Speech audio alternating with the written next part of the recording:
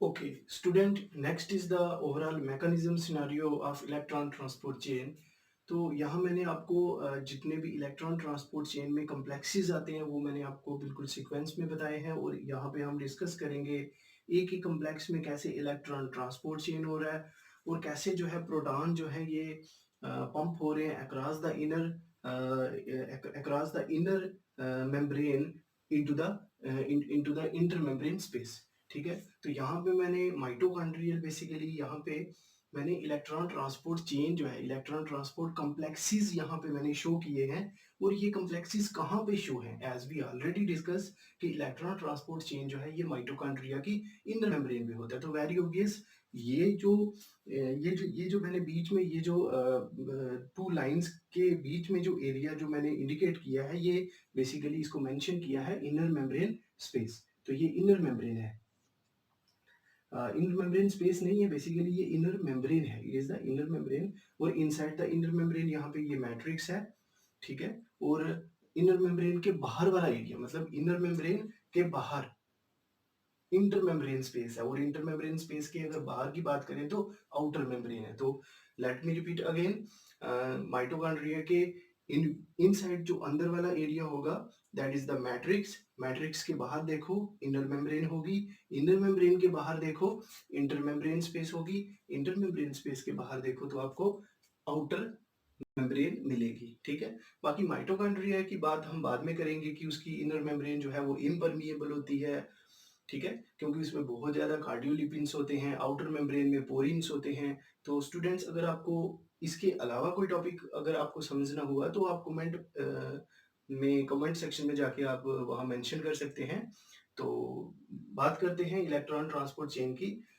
यहाँ मैंने थोड़ा सा इसको एक्चुअली यहाँ पे मेरे पास एरिया थोड़ा कम था, स्पेस कम थी, इसलिए ये थोड़ा सा मतलब छोटा छोटा मैंने यहाँ पे एडजस्ट किया है। तो इनको मैं दो दो बार वर्ड्स को रिपीट करूंगा ताकि आपको क्लियर हो जाएंगे।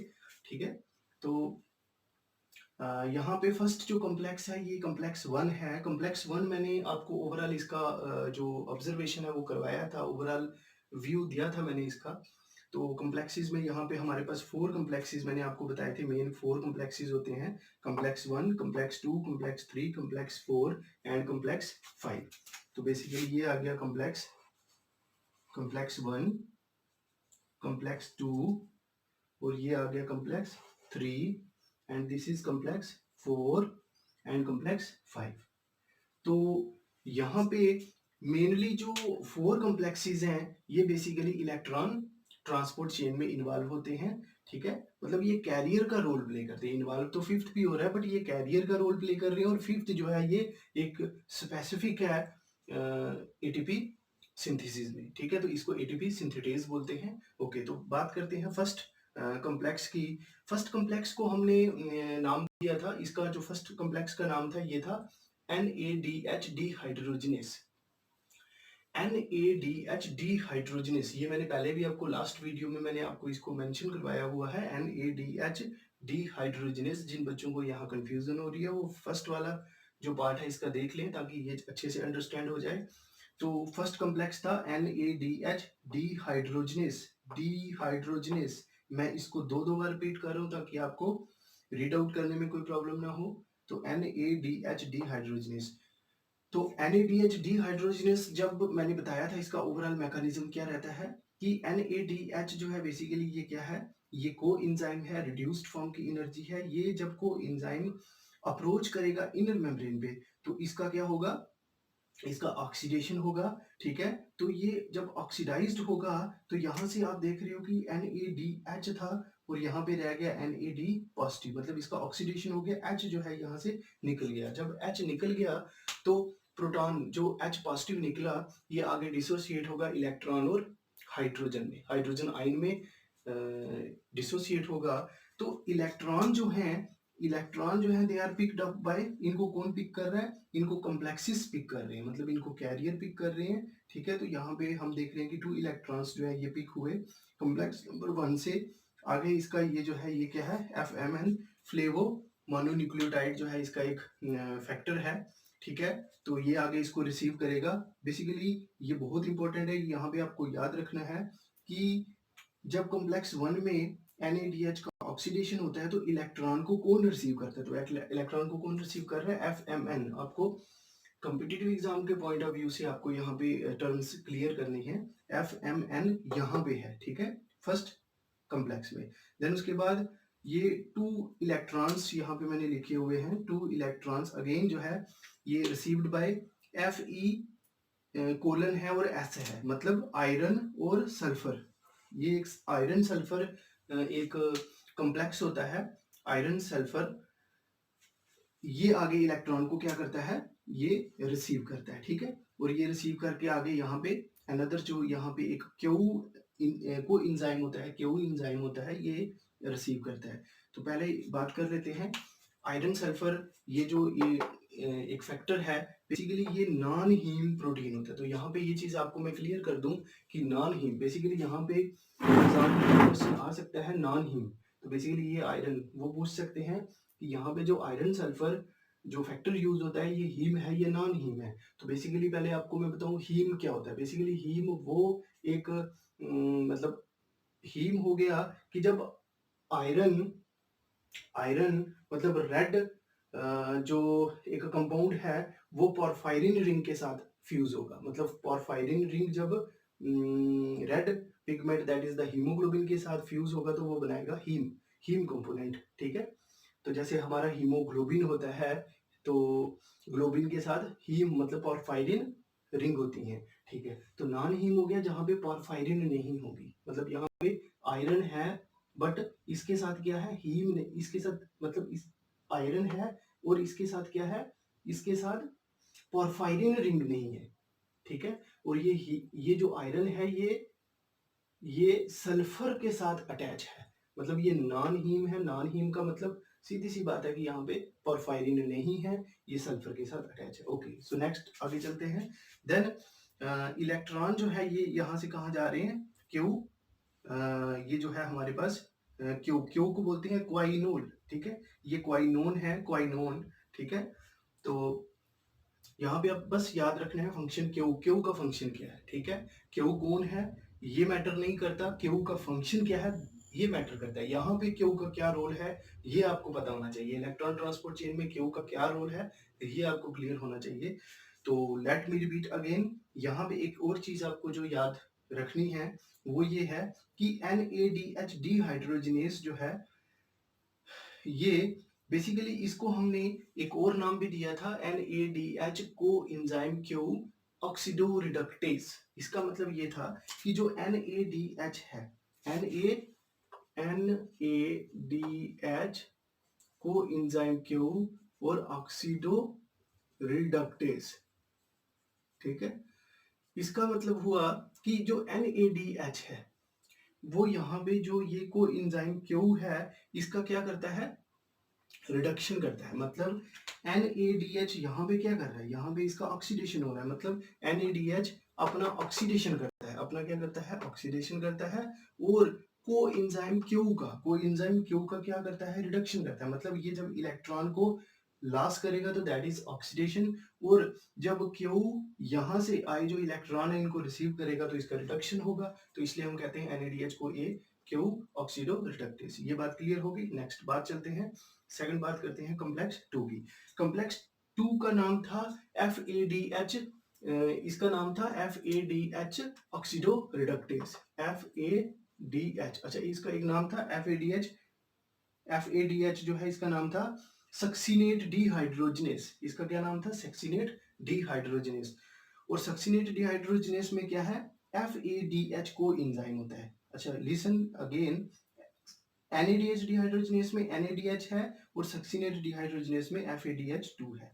ओके, तो जब ये स्ट्राइक करता है, जब ये अप्रोच करता है इनर मेम्ब्रेन के साथ, तो अगेन ये क्या होता है? इसका ऑक्सीडेशन होता है। ऑक्सीडेशन मतलब इसका यहाँ से इलेक्ट्रॉन प्रोटॉन जो है वो लॉस हो रहे हैं तो अपना ये ऑक्सीडेशन कर रहा है, और आगे किसको ये इलेक्ट्रॉन्स दे रहा है? क्यू को, ठीक है। तो क्यू का क्या हो रहा है? रिडक्शन। तो अगेन इसको हम क्या बोलेंगे? FADH को क्यू ऑक्सीडो रिडक्टेस। ओके, तो मोस्ट इंपॉर्टेंट जो फैक्ट है कॉम्प्लेक्स 2 के रिलेटेड वो ये है कि कॉम्प्लेक्स 2 जो है यहाँ पे बेसिकली इलेक्ट्रॉन कैरियर में तो इन्वॉल्व होता है, मतलब इलेक्ट्रॉन को तो ट्रांसपोर्ट करता है, बट प्रोटॉन को across the inner membrane transport करने में रोल प्ले नहीं करता। बेसिकली इसके पास इतना ग्रेडियंट नहीं बन पाता, इसके पास इतना एनर्जी जो है नहीं बन पाता, बन सकती, क्योंकि इसके पास इतनी एनर्जी नहीं होती कि ये प्रोटॉन को across the inner membrane into the mitochondrial membrane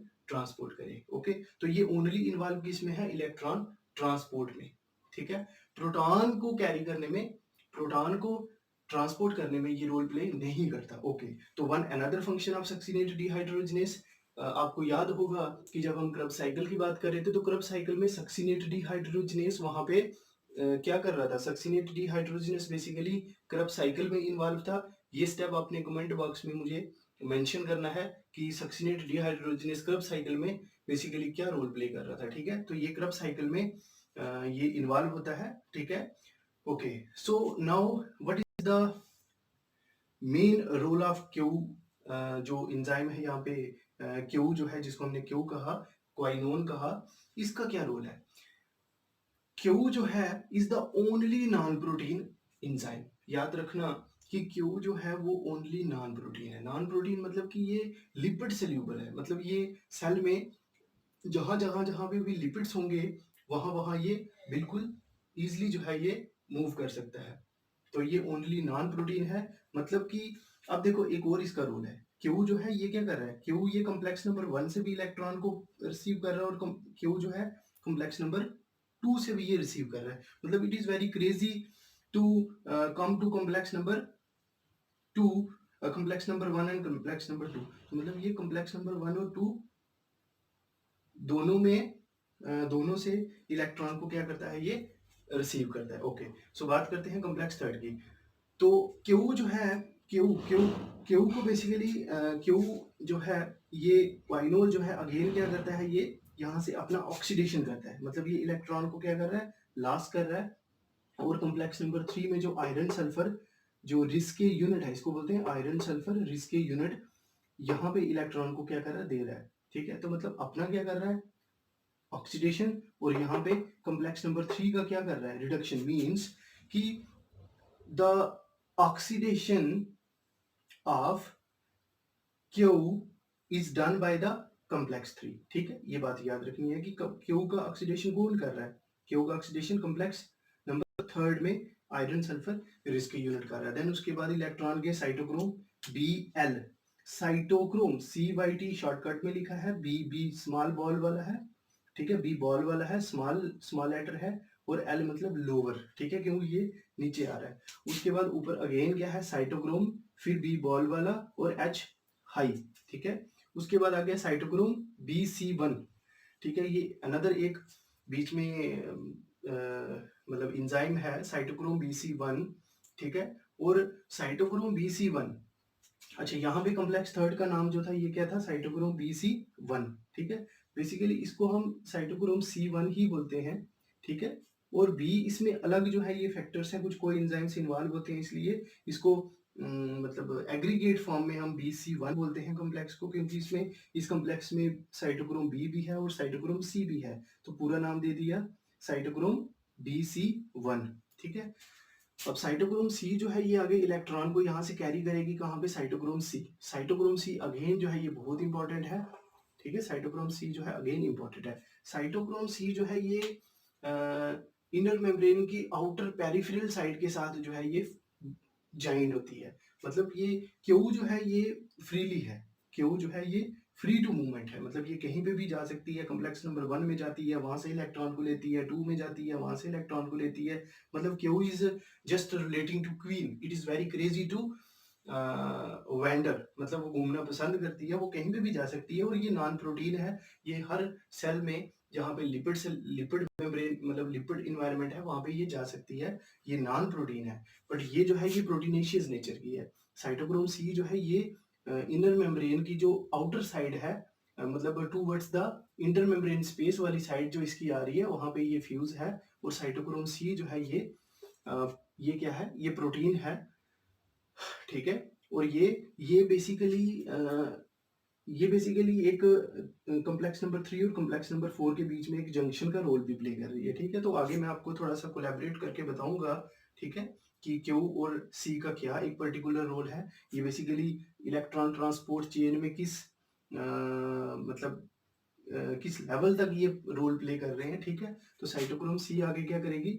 यहाँ पे साइटोक्रोम सी इसका cytochrome C sorry cytochrome C1, ये साइटोक्रोम C1 है, ठीक है? Again let me clear, actually cytochrome C1, ये साइटोक्रोम C1 है और ये साइटोक्रोम C है, ठीक है? तो इसका पूरा नाम आ गया साइटोक्रोम BC1 और ये साइटोक्रोम C है, ठीक है? Cytochrome C and cytochrome BC1 are totally different, ठीक है? Cytochrome C1 is the part of complex 3 and cytochrome जो C है it is not the part of complex, ये कॉम्प्लेक्स का पार्ट नहीं है, ठीक है? ये इनर मेम्ब्रेन के बाहर, इनर मेम्ब्रेन के आउटर साइड पे ये जुड़ी होती है वहां पे, ठीक है? उसके बाद ये साइटोक्रोम C जो है साइटोक्रोम C1 का ऑक्सीडेशन करती है और इसका रिडक्शन हो रहा है। अगेन साइटोक्रोम C इलेक्ट्रॉन को ट्रांसपोर्ट करेगी कॉपर A में, ये कुछ एंजाइम्स हैं कॉपर,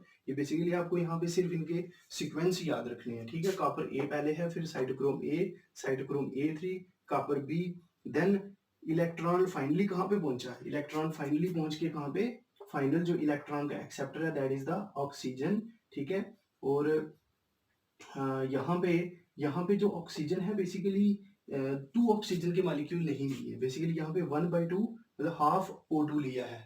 ये भी मैं आपको कंसेप्ट बताऊंगा। यहाँ पे ऑक्सीजन जो है ये इलेक्ट्रॉन को एक्सेप्ट करते हैं और फाइनली यहाँ पे क्या बन रहा है? वाटर बन रहा है, ठीक है?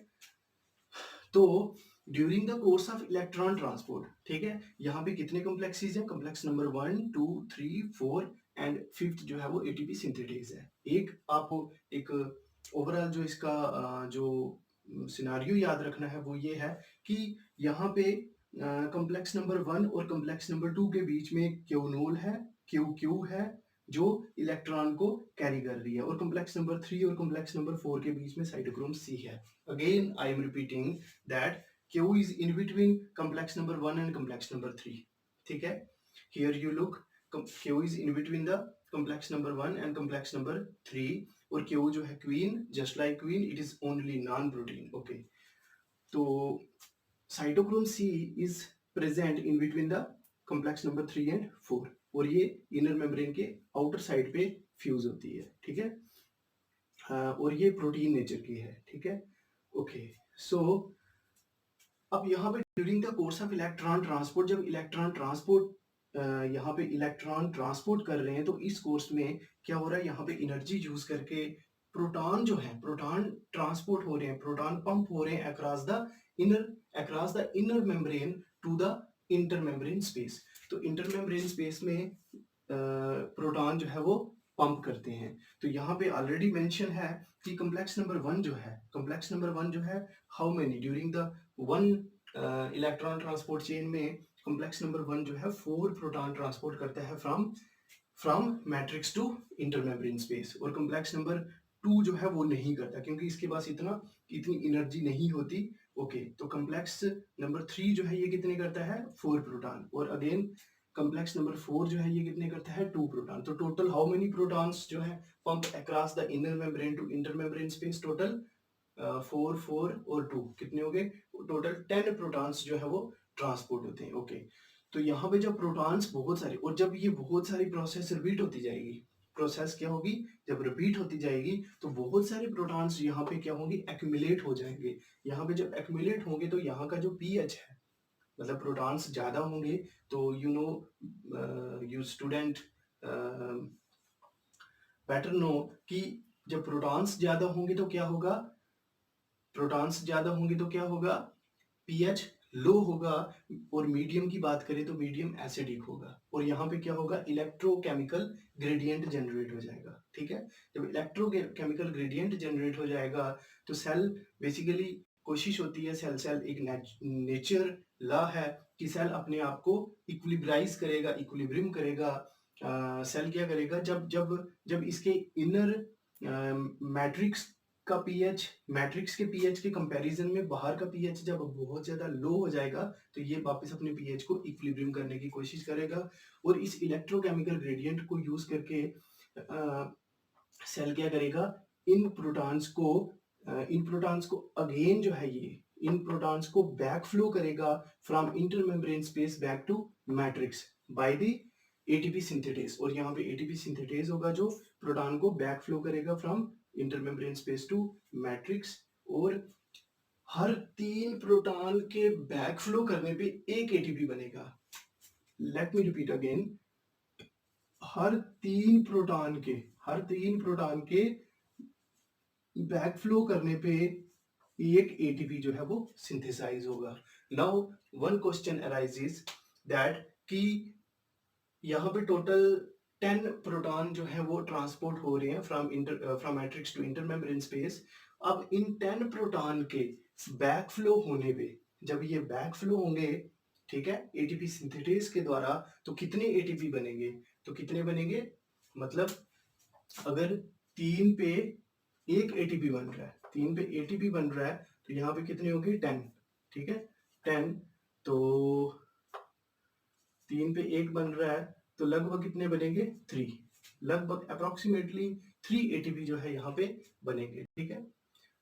लगभग अप्रोक्सीमेटली कितने एटीपी बनेंगे? 3 एटीपी बनेंगे, ठीक है। तो यहाँ पे लास्ट में एटीपी सिंथेटेज जो है, कॉम्प्लेक्स 5 का नाम एटीपी सिंथेटेज, यहाँ पे ये क्या करेगा? अच्छा, यहाँ पे जब बैक फ्लो हो रहे हैं प्रोटॉन, ठीक है, तो बैक फ्लो जब हो रहे हैं तो इसमें बहुत सारी एनर्जी जो है वो डिसिपेट हो रही है और इसमें कुछ एनर्जी यूज करके ये एटीपी सिंथेटेज क्या करेगा? एटीपी सिंथेटेज यहाँ पे एडीपी मतलब adenosine diphosphate plus inorganic phosphate को फ्यूज करेगा और यहाँ पे क्या बनाएगा? एटीपी बनाएगा। और यहाँ पे प्लस साथ में कुछ वाटर रिलीज होगा, क्योंकि जब ग्लूकोज का ऑक्सीडेशन होता है तो फाइनल प्रोसेस में लास्ट में हमारे पास कार्बन डाइऑक्साइड, वाटर और एटीपी प्रोड्यूस होती है। तो ये था हमारा। Okay, so electron transport chain proposed by a scientist named as Peter Mitchell. Peter Mitchell scientist जो थे, इन्होंने इलेक्ट्रॉन ट्रांसपोर्ट चेन को बेसिकली प्रपोज किया था। मींस इन्होंने इलेक्ट्रॉन ट्रांसपोर्ट चेन का जो ओवरऑल मैकेनिज्म था उसको प्रूफ करके बताया था। तो बेसिकली इस मैकेनिज्म, ये जो इलेक्ट्रॉन ट्रांसपोर्ट चेन का जो ओवरऑल मैकेनिज्म था, इसको इन्होंने नाम दिया था कीमियो ऑस्मोटिक थ्योरी। तो इन्होंने इलेक्ट्रॉन ट्रांसपोर्ट चेन को प्रपोज किया था। मींस इसके जो ओवरऑल मैकेनिज्म था, जो इसको इन्होंने क्या किया था? प्रपोज करके बताया था। प्रैक्टिकली मतलब एक्सपेरिमेंटली इन्होंने इसको प्रूफ किया था और इस थ्योरी को नाम दिया था कीमियो ऑस्मोटिक थ्योरी। क्या नाम दिया था? कीमियो ऑस्मोटिक थ्योरी। स्पेस यहाँ पे थोड़ी सी कम है। Chemiosmotic theory, chemiosmotic theory. Okay, तो chemiosmotic theory for proofing the electron transport chain mechanism.